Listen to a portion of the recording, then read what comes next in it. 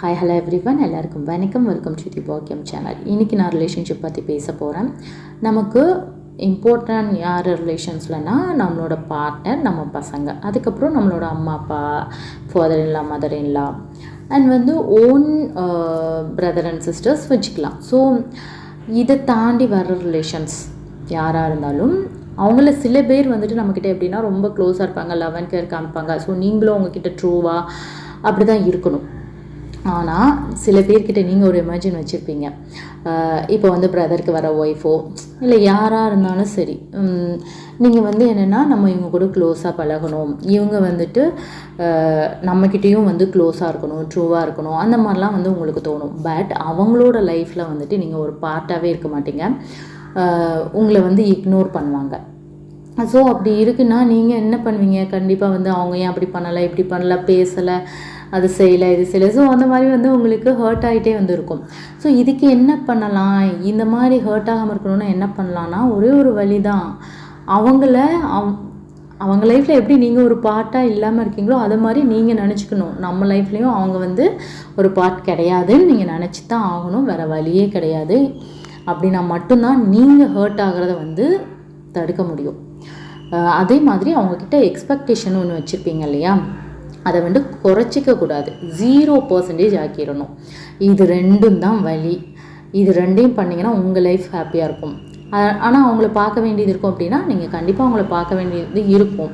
ரிலேஷனுங்கிறப்போ பாருங்கள், அவங்களுக்கான என்ன கடமை செய்யணுமோ அதை செய்யுங்க. அவங்களுக்கு உதவி தேவைப்பட்டால் அதையும் கூட செஞ்சுருங்க. ஆனால் அப்பையும் அவங்கக்கிட்டேருந்து எதிர்பார்க்காதீங்க. அவங்க நல்லா பேசுவாங்கன்றதை கூட நீங்கள் எதிர்பார்க்காதீங்க. ஸோ நீங்கள் மோஸ்ட்லி எதிர்பார்க்குறது அதுவாக தான் இருக்குன்னு வச்சுக்கோங்களேன். ஸோ அது கூட நீங்கள் எதிர்பார்க்காதீங்க. அண்ட் இதை நீங்கள் எப்படி எடுத்துக்கலாம்னா, இப்போ ரோட்டில் யாரோ ஒருத்தவங்க போகிறாங்க, அவங்களுக்கு ஹெல்ப் தேவைப்படுது, நீங்கள் கண்டிப்பாக பண்ணுறீங்க. அதுக்கப்புறம் அவங்கக்கிட்ட இவங்க நமக்கு பண்ணுவாங்களா திருப்பி அப்படிலாம் எதிர்பார்க்க போகிறோமா? கிடையாது. அவங்க ஒரு டைம் தேங்க்ஸ் பண்ணுவாங்க, அவ்வளோதானே. அந்த மாதிரி நீங்கள் நினச்சிக்கோங்க. ஏன்னா அப்படி நினச்சா மட்டும்தான் உங்களால் ஹாப்பியாக இருக்க முடியும். இப்போ கடவுளுக்கு கொடுத்த வாழ்க்கை ரொம்ப அழகானது. நம்மளோட ஹாப்பியான டைமில் அவங்கள நினச்சிட்டு அதுக்காக ஃபீல் பண்ணி நம்மளோட ரெகுலர் லைஃப் ஆக்டிவிட்டீஸை பார்க்காம இருக்கிறது ரொம்ப தப்பு. நம்ம ஹாப்பியாக இருக்கணும். அதை நினச்சி அவங்கள நினச்சிட்டு நம்ம ரொம்ப ஹாப்பியாக ஃபீல் பண்ணாமல் கஷ்டப்பட்டுட்டு இருக்கிறோம் அப்படின்னா, அந்த ஹாப்பி மூமெண்ட்டை என்ஜாய் பண்ணாமல் கஷ்டப்பட்டுட்டு இருக்கிறோன்னா நமக்கு தானே லாஸ். அவங்க ஹாப்பியாக இருப்பாங்க, நம்ம கஷ்டப்பட்டு இன்னும் பிரயோஜனம். நம்ம கஷ்டப்பட்டு நம்மளை சுற்றி இருக்கிறவங்களையும் கஷ்டப்படுத்துவோம். ஸோ இதை நீங்கள் அவாய்ட் பண்ணணுன்னா உங்களோட எக்ஸ்பெக்டேஷனை குறைச்சிக்கோங்க இல்லை 0% ஆக்கிருங்க. அண்ட் அவங்க யாரோ உங்கள் லைஃப்பில் அப்படின்னு நினைங்க. உங்களோட லைஃப்பில் ஃபோக்கஸ் பண்ணுங்கள். ஸோ உங்கள் ஹஸ்பண்ட்க்கு, உங்கள் பசங்களுக்கு என்ன பண்ணணும், நீங்கள் உங்களுக்கு என்ன பண்ணணும், அதை மட்டும் நீங்கள் நினைங்க. அண்ட் உங்களோட கடமையை கண்டிப்பாக செய்யுங்க. உங்களோட மனசாட்சிக்கு விரோதம் இல்லாமல் நீங்கள் பண்ணுறீங்கன்னா கண்டிப்பாக நீங்கள் ஹாப்பியாக இருக்க முடியும். சரியா?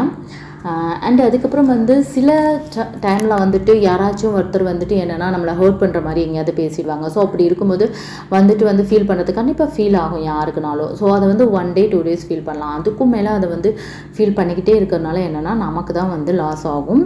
ஸோ நமக்கு என்ன லாஸ் ஆகும்? நம்மளோட ஹெல்த்தே ஏதாவது அஃபெக்ட் ஆகும் நம்ம ஃபீல் பண்ணிக்கிட்டே இருக்கிறோம் அப்படின்னா.